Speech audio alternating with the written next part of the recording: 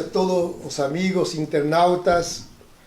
Mais uma vez, pela graça de Deus, podemos nos encontrar de novo com o prazer de compartilhar a palavra do Senhor. Este cântico, embora já tenha alguns anos que foi cantado, lembramos-nos quando morávamos na Amazonas, cantávamos esse cântico, mas a palavra do Senhor é eterna. E essas palavras que dizem este cântico, na pregação, nos daremos mais razão, sentido e entenderemos a necessidade de nós proclamarmos essas verdades, na qual estão dizendo, diz a palavra do Senhor, que o próprio Senhor Jesus, que criou todas as coisas, Ele é o primogênito, ou seja, o primeiro que existiu antes de todas as coisas e trouxe à existência todo o que existe. E Ele o criou para a glória de seu nome. Para a sua glória, Ele o criou. Hoje nós vamos a falar o Evangelho de João, capítulo 3. Veremos desde o verso 1 ao verso 15. Por favor, a irmã de casa pode ler para nós. Havia entre os fariseus um homem chamado Nicodemos, um dos principais dos judeus. Este, de noite, foi ter com Jesus e lhe disse: Rabi, sabemos que é mestre vindo da parte de Deus, porque ninguém pode fazer estes sinais que tu fazes, se Deus não estiver com ele. A isto respondeu Jesus: em verdade te digo, que se alguém não nascer de novo, não pode ver o reino de Deus. Perguntou-lhe Nicodemos: como pode um homem nascer de novo sendo velho? Pode porventura voltar ao ventre materno e nascer segunda vez? Respondeu Jesus: em verdade te digo, quem não nascer da água e do Espírito não pode entrar no reino de Deus. O que é nascido da carne é carne, o que é nascido do Espírito é Espírito. Não te admires de eu te dizer, importa-vos nascer de novo. O vento sopra para onde quer, ouves a sua voz, mas não sabes de onde vem, nem para onde vai. Assim é todo o que é nascido do Espírito. Então lhe perguntou Nicodemos: como pode suceder isto? Acudiu Jesus: tu és mestre em Israel e não compreendes estas coisas? Em verdade te digo que nós dizemos o que sabemos e testificamos o que temos visto. Contudo, não aceitais o nosso testemunho. Se tratando de coisas terrenas não me credes, como crereis se vos falar das celestiais? Ora, ninguém subiu ao céu senão aquele que de lá desceu, a saber, o Filho do homem que está no céu. E de modo porque Moisés levantou a serpente no deserto, assim importa que o Filho do homem seja levantado, para que todo aquele que nele crê tenha vida eterna. Obrigado. Enquanto meditava nesses versículos da palavra do Senhor, um certo líder religioso, um certo líder e autoridade que existia naquele tempo, uma espécie de juiz, que junto com 70 mais um eram os que julgavam moralmente e legalmente a nação de Israel. E alguns dizem que este Nicodemos era um dos homens mais ricos de Israel, da Palestina, daquele então. Ele era um líder, era um homem religioso, era um fariseu, alguém que, apesar de ser um grande empresário, ele cultivava uma vida religiosa. Ele era rigoroso na lei mosaica, na lei de Moisés. Ele junto a um grupo de fariseus que eram una cantidad expresiva. Esos fariseos observaban todo lo que requería a lei, eran minuciosos, por tanto eran pessoas legalistas, até pode ser supervisores religiosos que estavam prontos a julgar aqueles que não coadunavam, não se enquadravam com a lei de Moisés. Portanto, em si mesmo vendiam uma imagem puritana, uma imagem de uma super espiritualidade. E ele vai ter com o Senhor Jesus pela noite. O Senhor Jesus inicia seu ministério. Enquanto que ele o inicia, ele manifesta sua glória, seu poder, sarando a todos os enfermos, operando milagres, limpando leprosos, restaurando a visão aos cegos, curando paralíticos, de todos os males que acosavam as pessoas que vinham a ele, porquanto ele era Deus encarnado, saíam todos curados, socorridos, beneficiados pelo poder e a virtude que havia no Senhor Jesus. E talvez este líder religioso, ele se pergunta, pelo menos para ele, que apesar de ser um fariseu,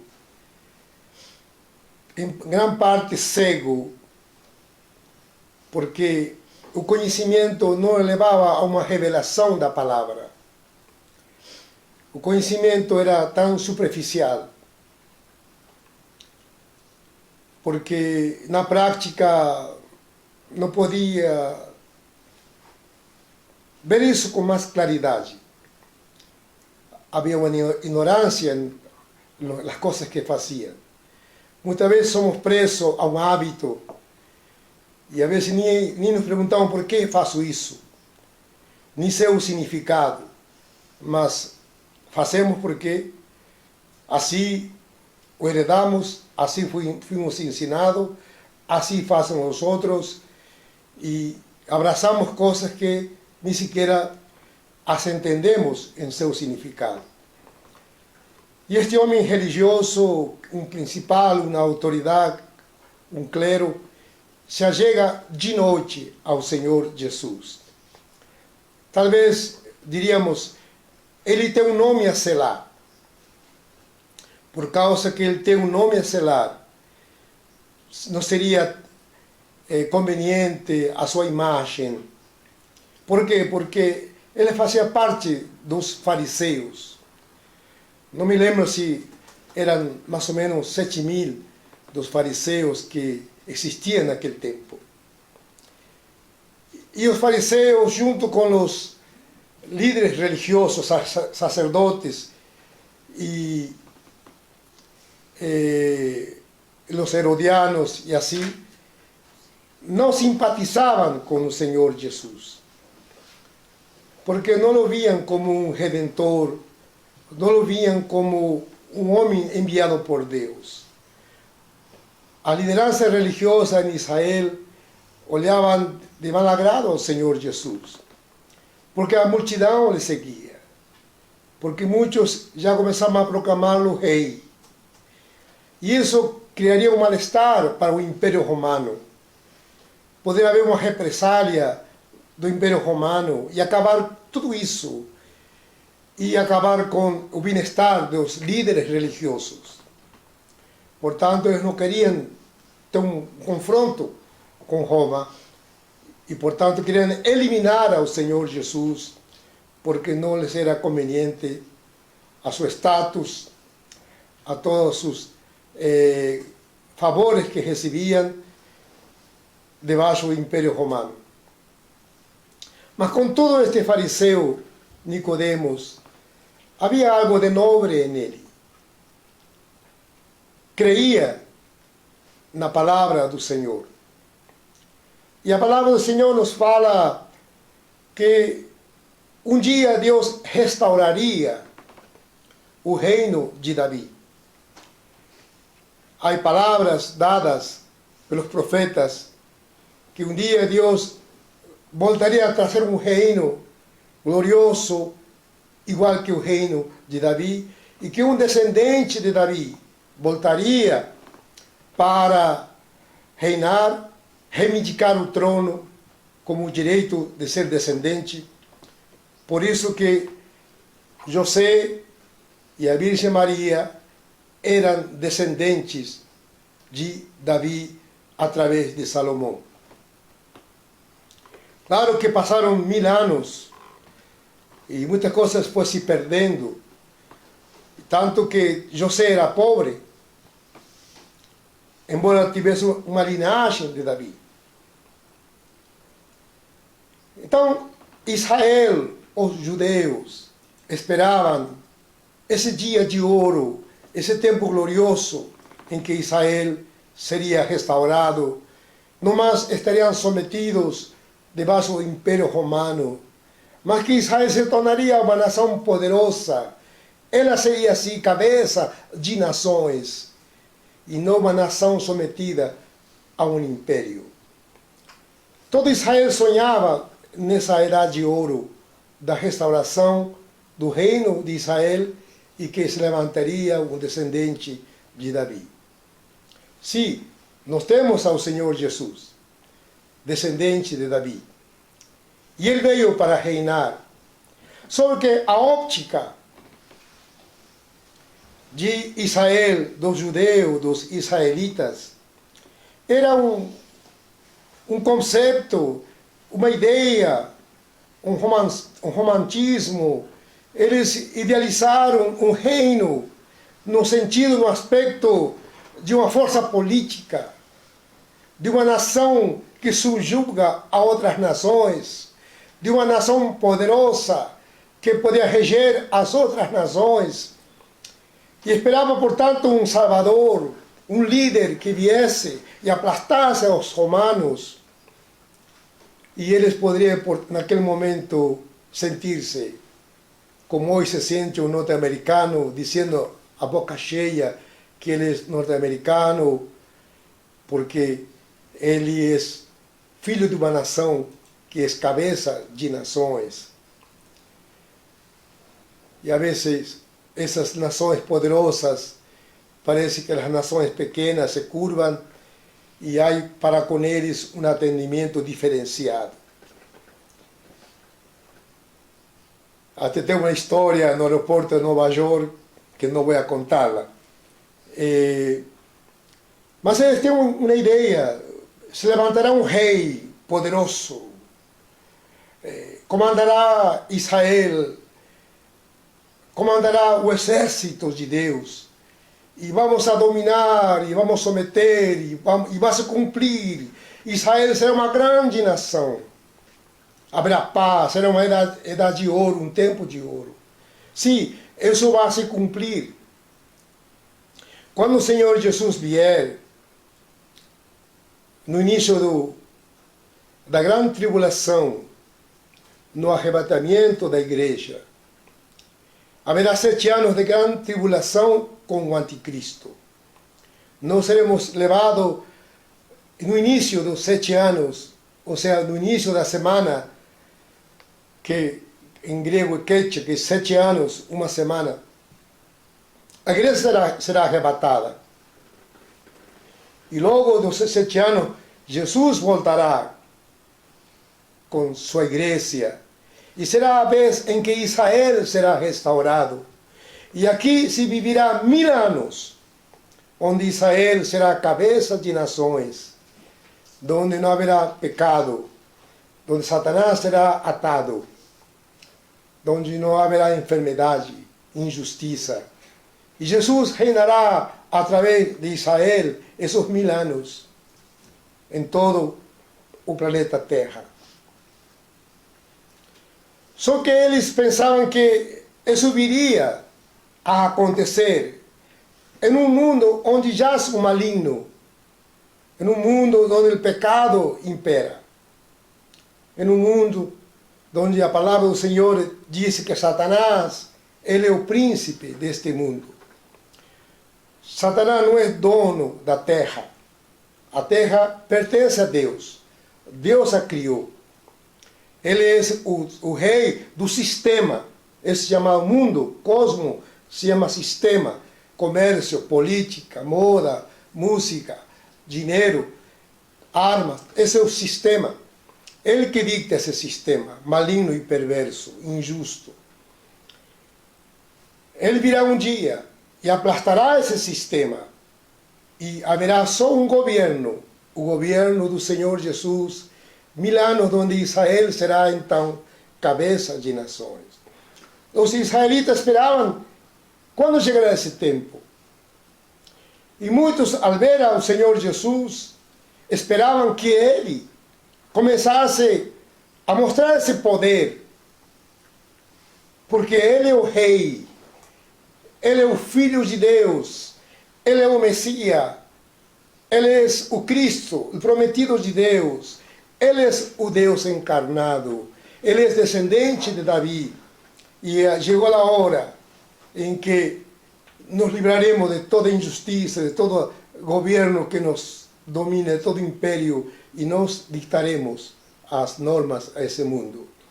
E ao ver ao Senhor Jesus, manso como um cordeiro, falando de amor, de perdão, e dizendo que deve-se pagar a César o que é de César e a Deus o que é de Deus. Muitos que creiam que ele seria o rei que restauraria a glória de Israel, também se desanimaram, porque não era o ideal de Deus. Deus não veio inicialmente a someter, a mostrar um governo externo. Deus enviou seu Filho para reinar e governar internamente. Ele veio para governar no coração dos homens. Ele veio para transformar o homem de dentro para fora. Ele não veio para mudar a política. Ele não veio para mudar um sistema. Ele não veio para melhorar o mundo. O mundo está condenado. O mundo está perdido. E um dia o mundo será julgado. Esse sistema não existirá mais. E só existirá o governo do Senhor. E este Nicodemo, ele está ansioso por ver esse dia. E no seu íntimo, talvez, não seja este o Messias. E ele argumenta e diz ao Senhor Jesus, Senhor Jesus, disse, Messias, mestre, le reconhece como um rabino, como uma autoridade eclesiástica. Mestre, disse, veja bem, pelos milagres que você faz, não creio que alguém que não seja de Deus tivesse tamanha graça e poder de realizar tamanhas obras. Por lo tanto, eu presumo que tu és alguém que tem muito a ver com Deus. Eu tenho perguntas a lhe fazer. Eu quero me cerciorar de mais coisas, quero ouvi-lo.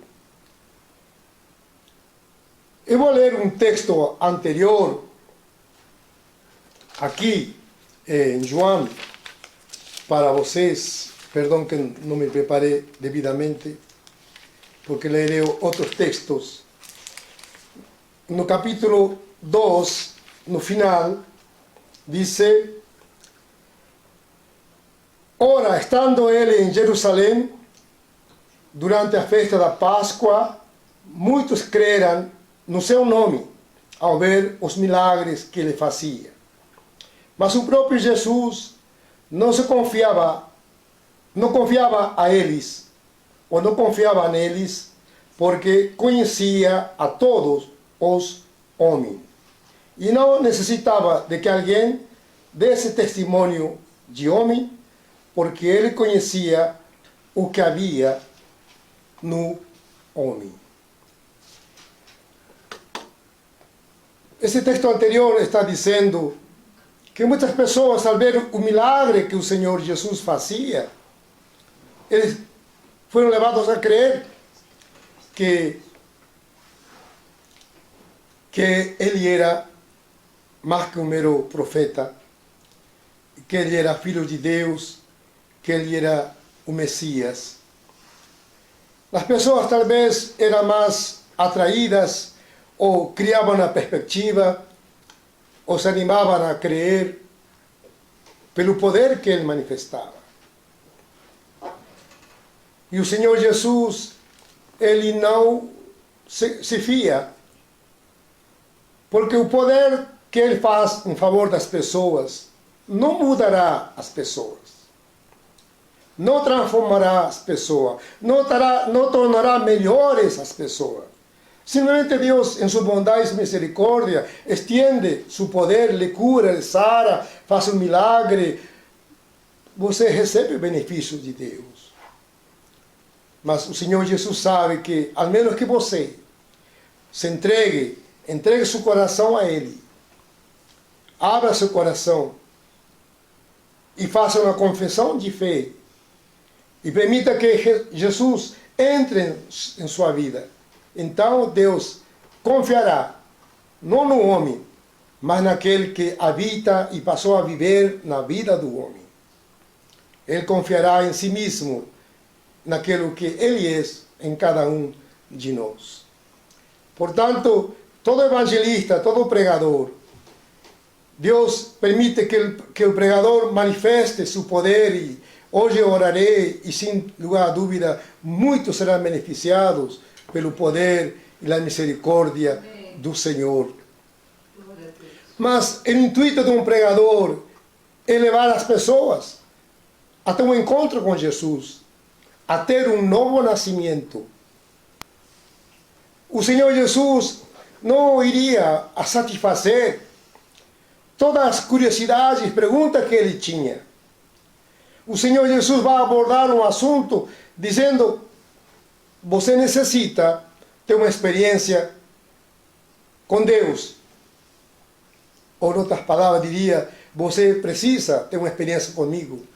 Você precisa nascer de novo. Você precisa abrir seu coração. Deixar que uma vida nova entre em seu coração e mude sua vida. Como eu li. Alô? Li. Como eu li. Obrigado por serem tão ligados. Já moro 844 mil anos com essa família e eles já têm essa avidez. Quando eu li esses versículos anteriores dizendo que o Senhor Jesus não se fiava das pessoas, porque conhecia a natureza do homem, porque nós como homem não somos confiáveis, a menos que algo novo aconteça dentro de nossas vidas. E sobre esse algo novo quero falar hoje para vocês. Quando Nicodemo aborda ao Senhor Jesus de noite, talvez ele estava, a noite é uma expressão simbólica, que a vida dele era trevas, ele estava numa ignorância, a vida dele, seu entendimento estava às escuras, e ele vem de noite a falar com ele, talvez porque ele tem uma reputação, como um mestre vai perguntar a um simples mestre que aparece, que tem que aprender dele, ou o receio de não ficar mal com seus colegas. Mas tem um momento que minha vida tem que responder a Deus. Um dia nós responderemos a Deus. É melhor que nós hoje venhamos a ir além dos preconceitos de papá, mamá, amigos, sociedade, status, e dizer: Deus, eu necessito um encontro com o Senhor. Necessito que algo novo aconteça na minha vida. Necessito ser salvo. Salvo de quê? Veremos salvo de quê. Ele vem de noite, com alguma alardeando, rodeando com perguntas. Mas o Senhor Jesus conhece o coração das pessoas, porque Ele é Deus. Ele não responde às perguntas que Ele faz. Ele vai e responde ao coração. Muitas vezes um pregador ministrando na cidade, nas igrejas, nas casas, algumas pessoas dizem: esse pastor parece bruxo. Quem contou a ele de minha vida? Porque ele está falando tudo o que se acontece comigo. É porque Deus conhece seu coração. Deus conhece os enigmas que há em seu coração. Deus sabe com seu estado, seu vazio. Sabe que você precisa que todo o teu interior venha a mudar.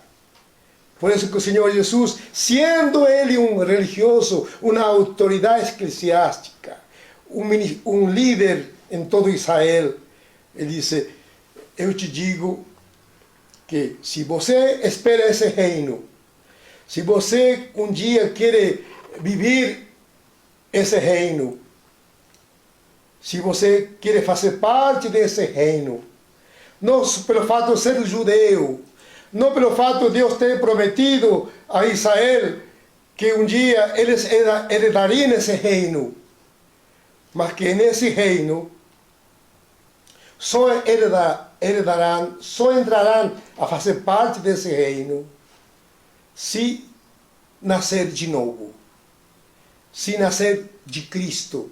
Não basta ser judeu para herdar esse reino. Tem que haver um vínculo, algo a mais. Tem que haver um DNA, ADN, em espanhol, DNA. Tem que haver algo que te dê legitimidade.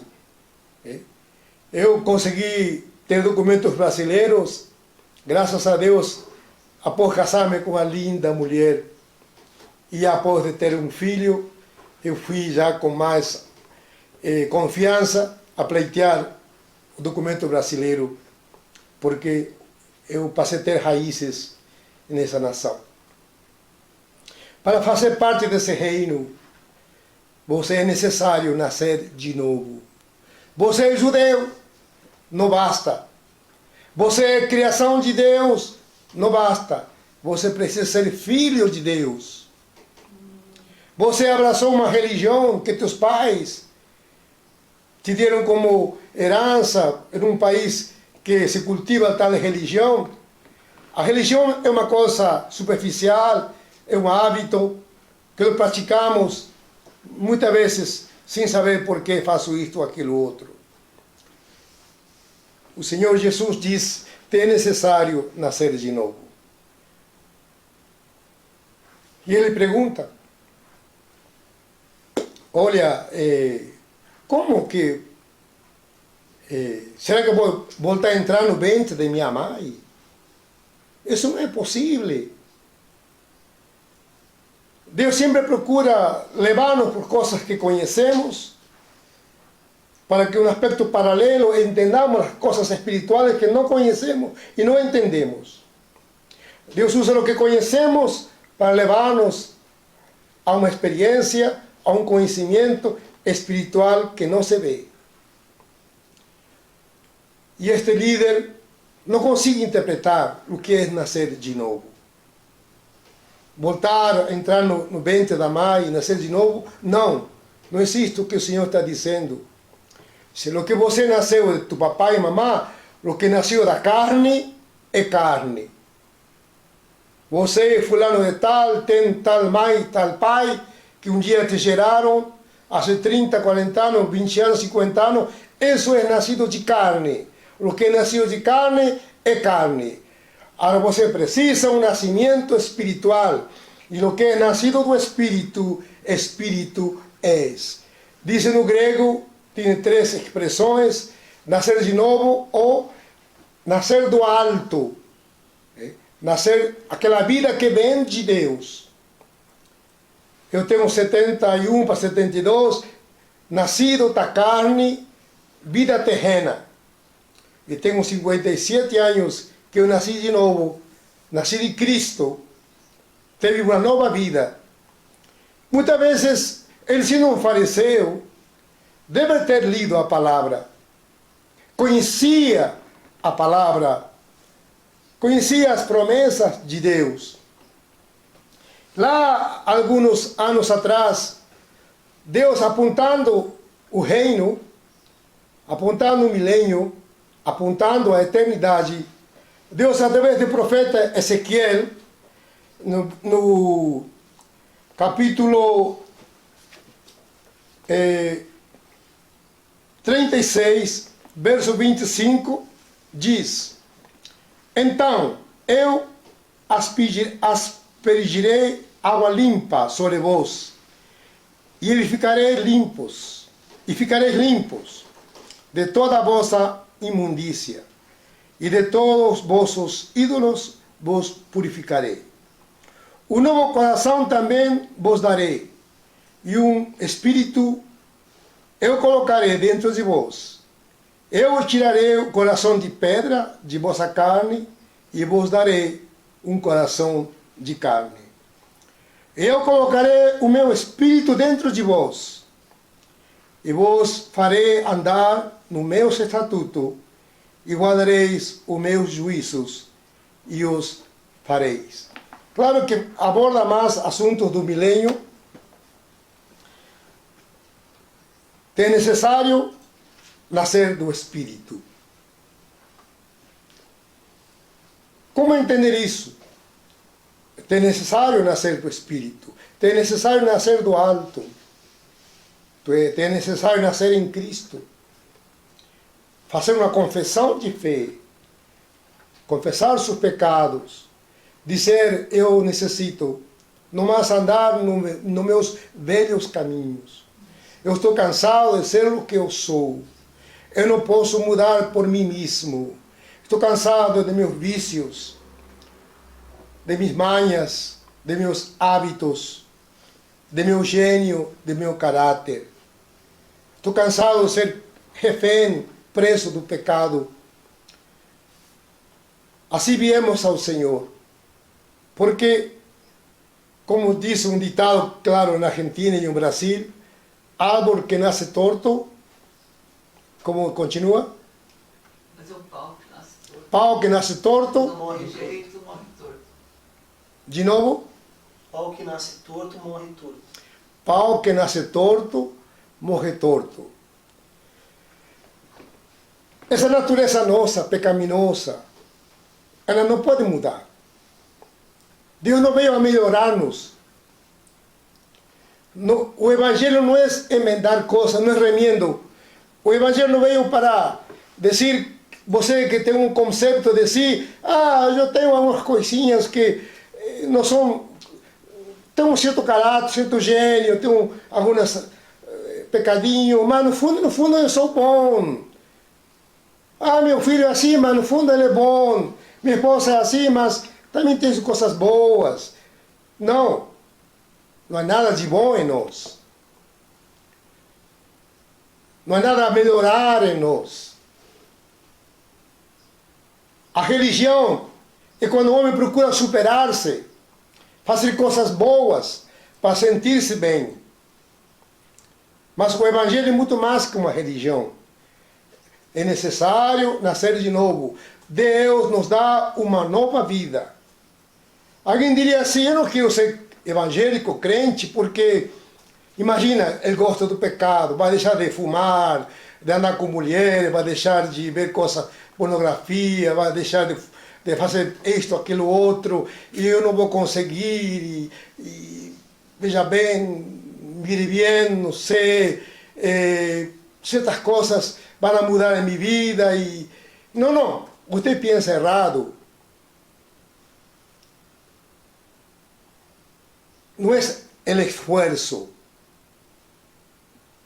Eu me esforço para falar português, porque eu sou argentino, mas um brasileiro fala com naturalidade português, porque ele é seu idioma, é sua raiz, seu idioma mãe, nativo. Quando eu nasço de novo, essa natureza nova passa a amar a Deus, passa a amar tudo o que é nobre, puro, verdadeiro, passa a ter um domínio próprio. Ele pensa nas coisas de arriba. Um religioso que pode ir à igreja, enquanto ele não nasce de novo, Ele não pensará nas coisas de cima. Ele será refém, só pensará nas coisas desta vida, porque ele é carnal.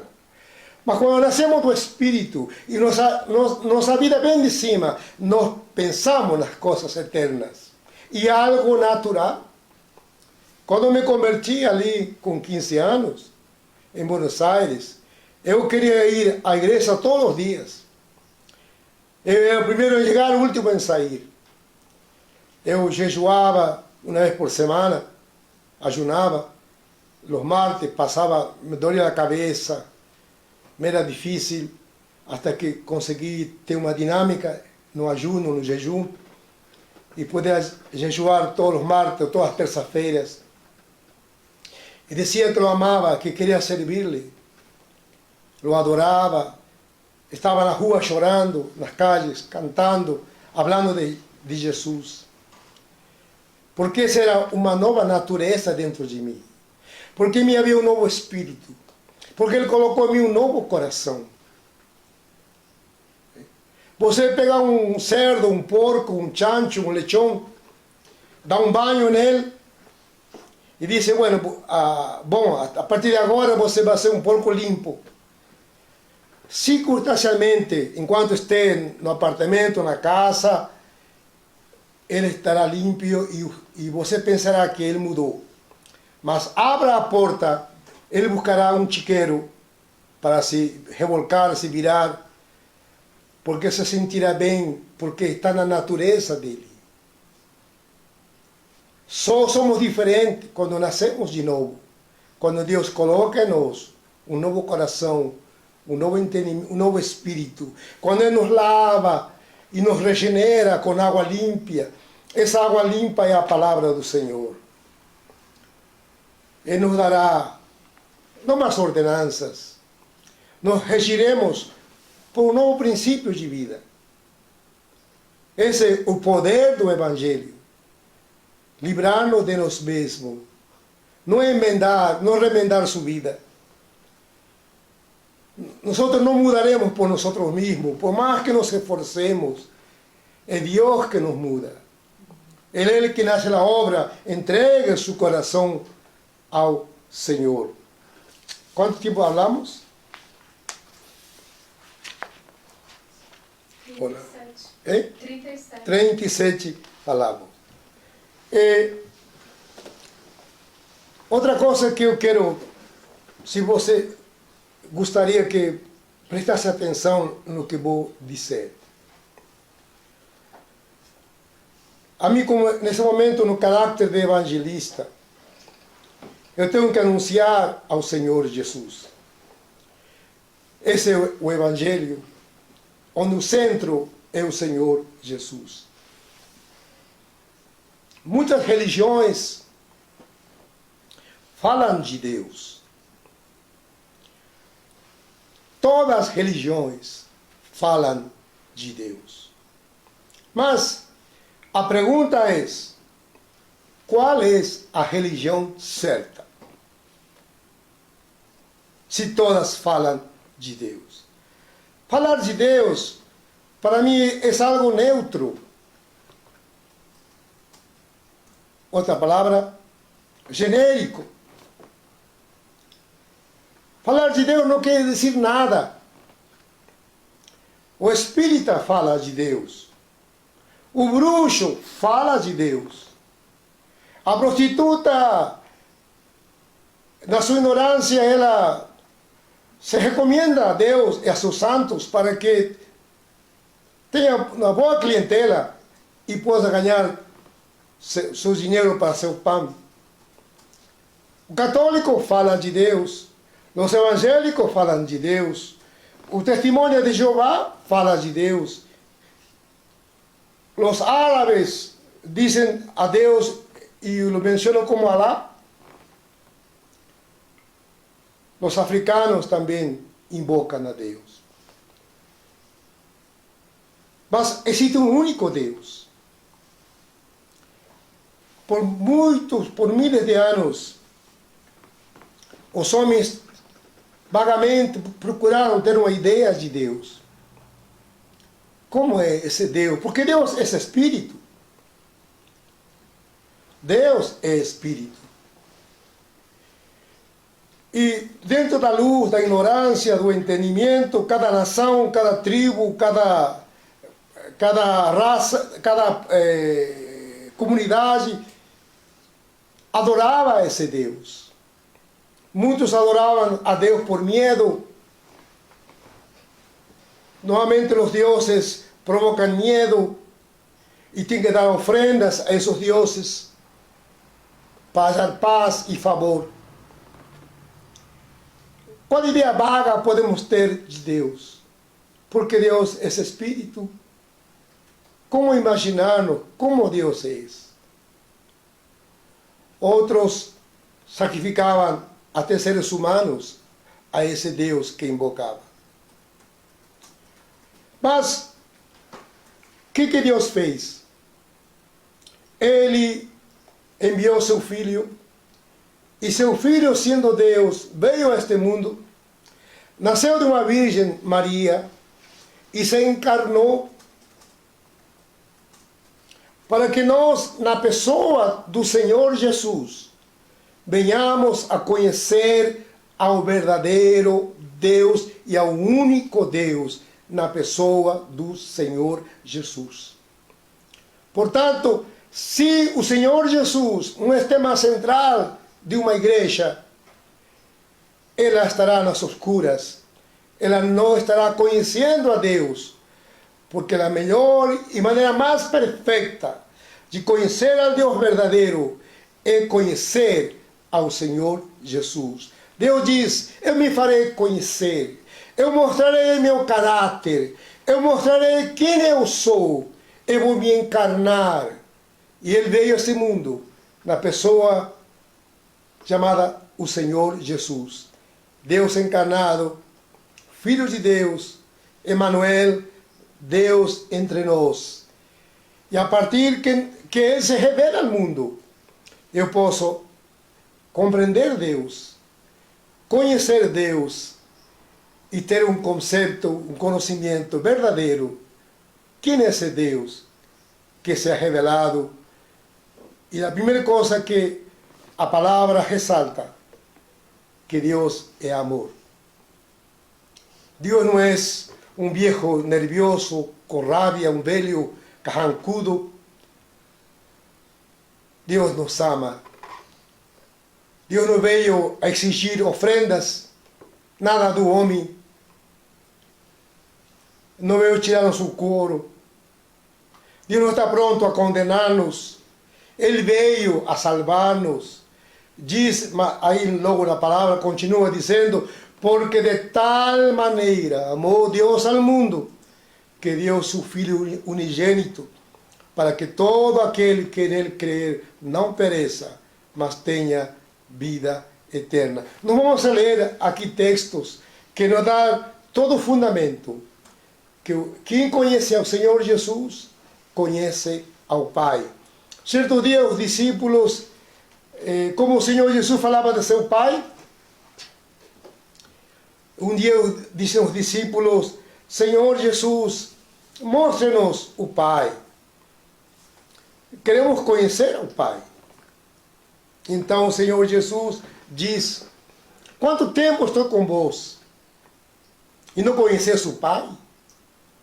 Porque quem conhece o Filho, conhece o Pai. Porque não há maneira de conhecer a Deus como Pai, senão conhecendo ao Senhor Jesus. Porque Ele é o resplandor de sua glória. Os textos dizem assim, pedi que vá ler, por favor. Hebreus 1:3. Ele, que é o resplendor da glória e a expressão exata do seu ser, sustentando todas as coisas pela palavra do seu poder, depois de ter feito a purificação dos pecados, assentou-se à direita da majestade nas alturas. O segundo texto, Colossenses 1:15. Este é a imagem do Deus invisível, o primogênito de toda a criação. Ele é a imagem do Deus invisível. Cristo é que criou todo o universo.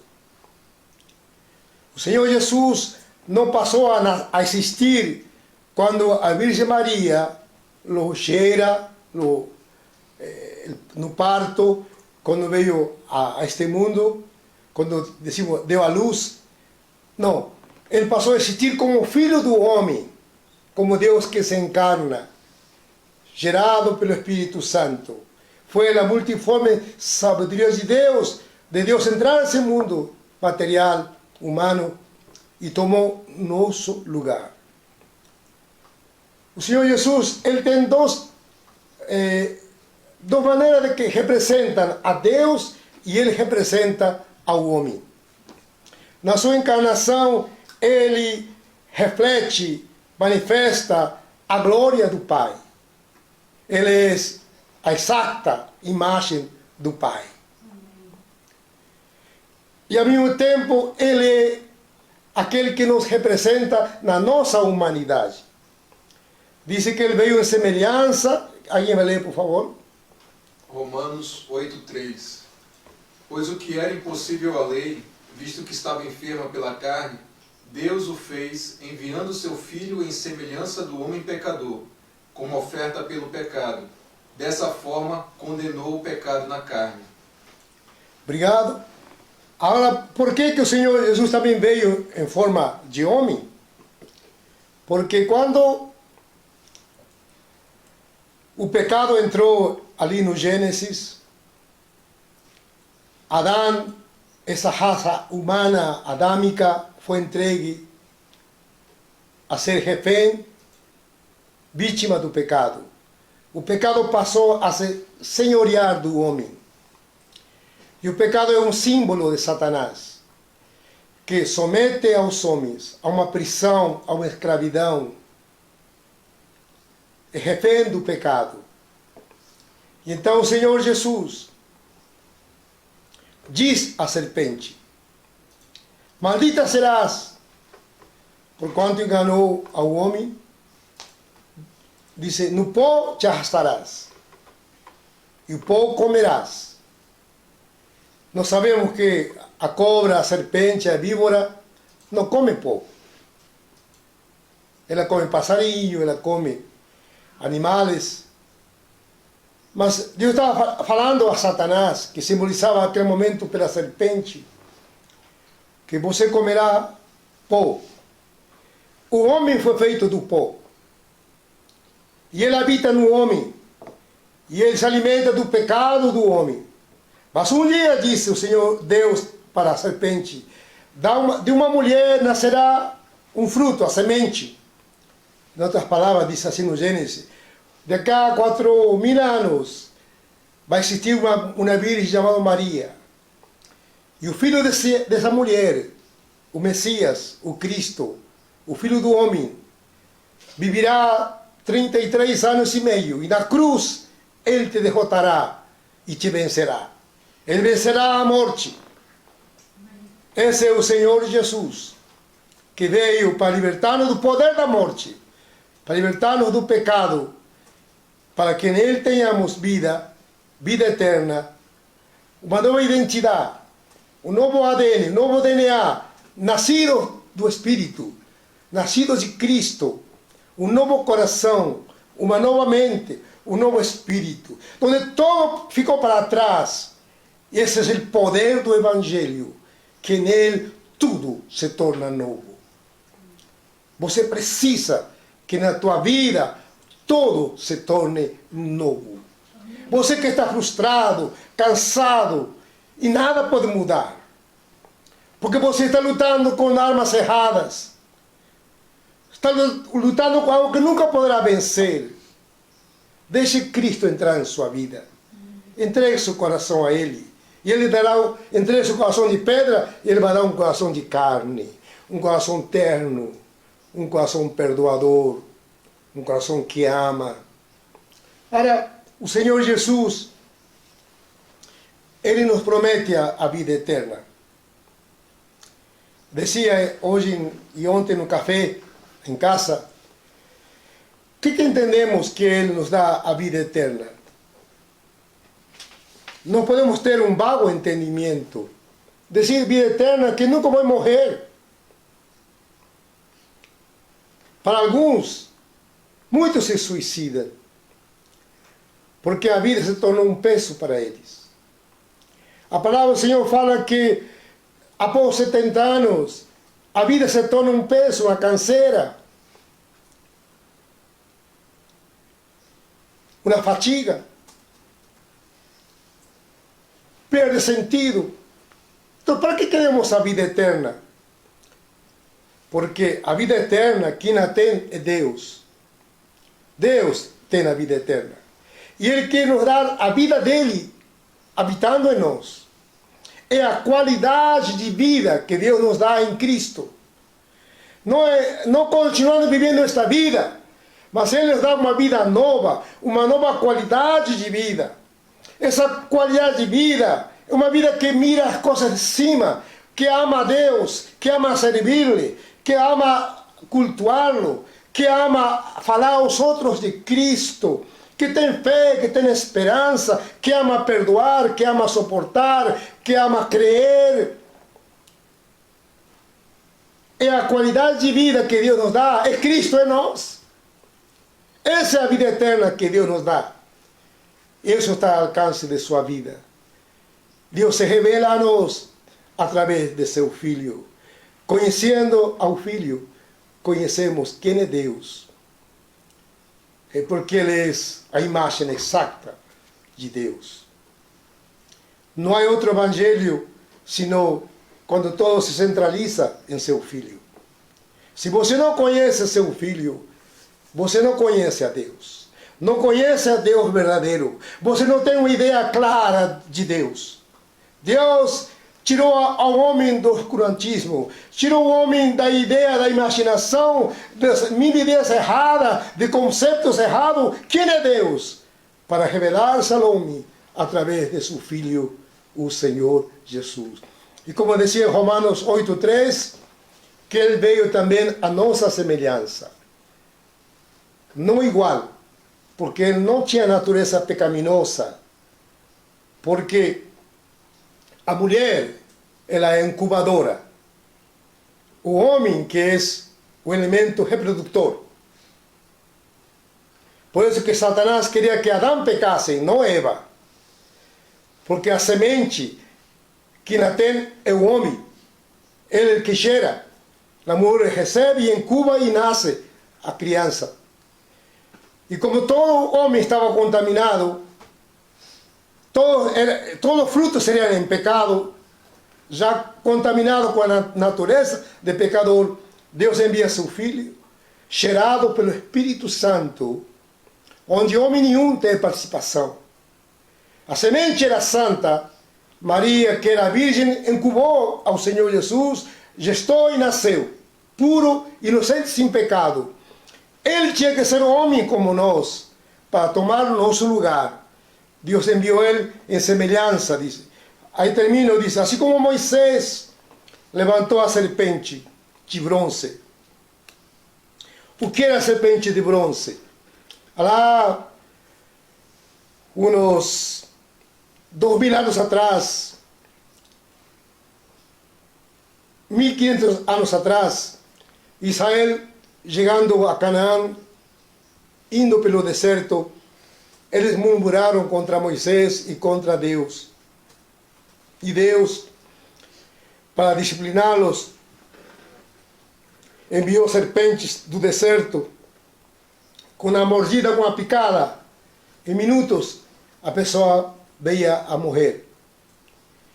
E eles descobriram que era uma disciplina de Deus, e foram e disseram: Moisés, perdoa-nos, nós pecamos contra Deus, contra ti. Pede a Deus que afaste de nós essa serpente que está terrivelmente nos açoitando. Moisés vai e intercede a Deus.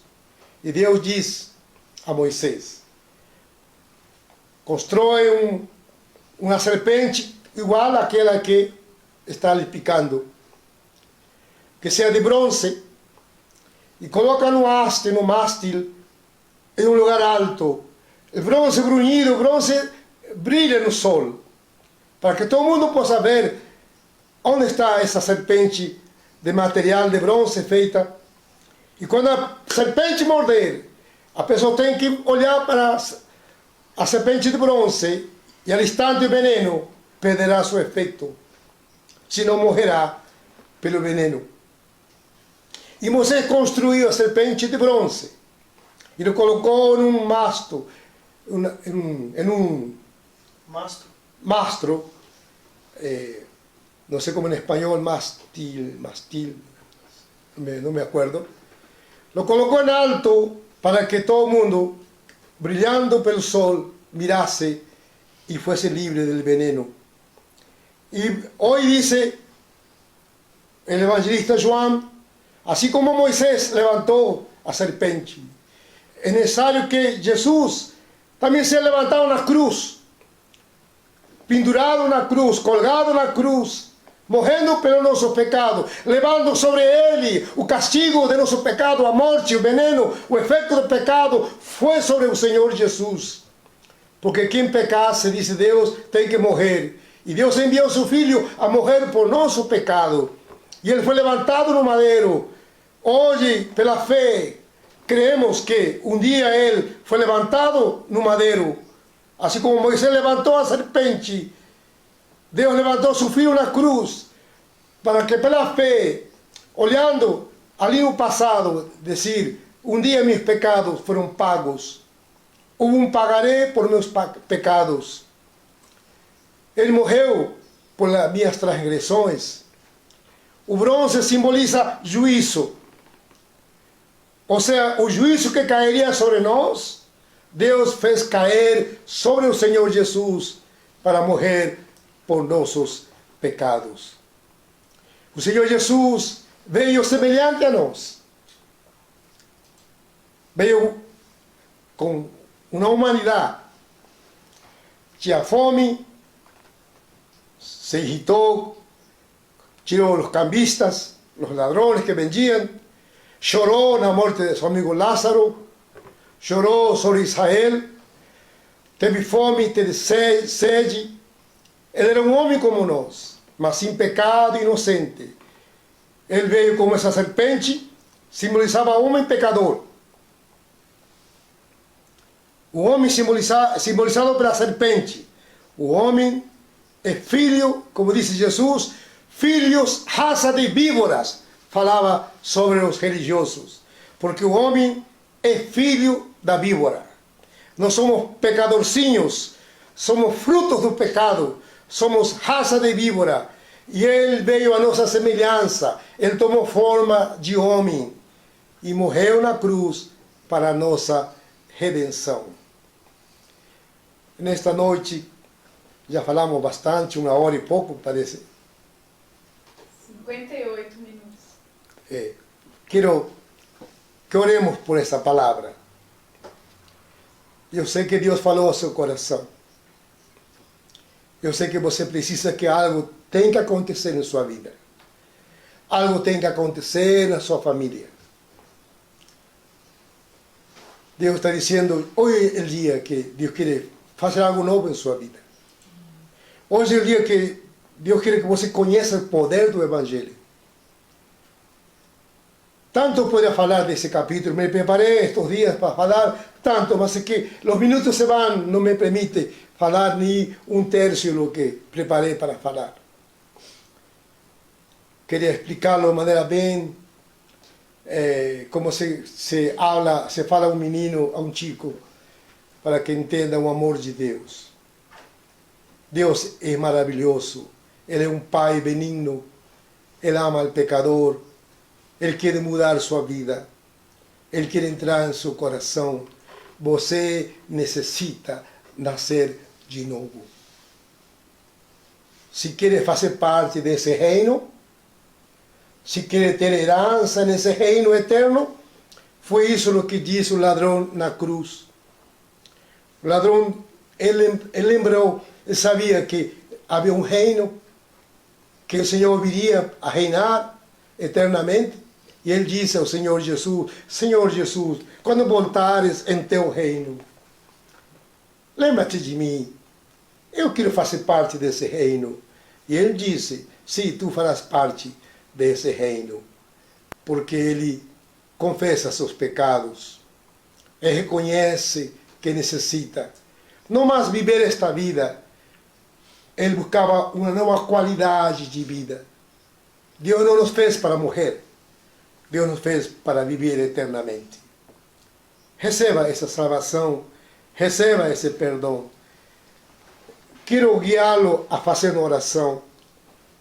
Faça das palavras que eu direi como fossem suas palavras. E como diz que, como acontece isso? É como um vento. Não há explicação. Sentimos o efeito dele. Como um vento que não sabemos de onde vem nem onde vai. Aí onde você está, no carro, na cozinha, na casa, no trabalho, no banheiro, na sala, na cama, ali pode acontecer um milagre. Como saberá? Sentirá que seu interior todo mudará. Feche seu olho e ore comigo. Diga, Pai, nesta noite, tantas coisas foram ditas, mas quero chegar à conclusão, dizer que creio em Ti, creio que eres Filho de Deus, creio que eres Deus, creio que eres Rei, e que tem vindo a este mundo, te formaste homem, para tomar meu lugar na cruz e morrer por minhas transgressões. Eu lhe peço perdão. Eu creio que me amas, que te importas. Deus, tantas ideias eu poderia ter de ti, mas hoje quero conhecer-lhe, conhecê-lo na pessoa de teu filho, conhecê-lo através de tua palavra, dos homens que estiveram contigo, que convivieron, te conheceram, aprenderam contigo, para que nós te conheçamos e pelo Espírito Santo seamos conduzidos a uma nova vida.